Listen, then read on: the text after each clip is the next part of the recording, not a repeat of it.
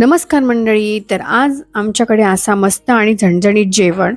तर गरमागरम तेलात पहिले कुरकुरीत पापड तळून घेतले, कारण पापडाशिवाय जेवणात तर मजाच नाही. आता आम्ही करतलो मस्त असो मिरचीचो ठेचो. ताजी कोथिंबीर मस्त धुवून चिरून घेतली. सोबत घेतले बरे 10-12 मिरच्यांचे तुकडे, भरपूरशी लसूण, भरपूरशी म्हणजे 10-12 पाकळे हा, आणि घेतली कोथिंबीर. मंडळी, मिक्सरपेक्षा ना खलबत्त्याची आणि पाट्यावरच्या जेवणाची चव ही वेगळीच असता. थोडासा बरा मीठ घातला आणि एकजीव करून घेतला. वाटीत काढला आणि त्याच्यात थोडासा चवीपुरता लिंबू पिळला. काय झाले लोठेचो.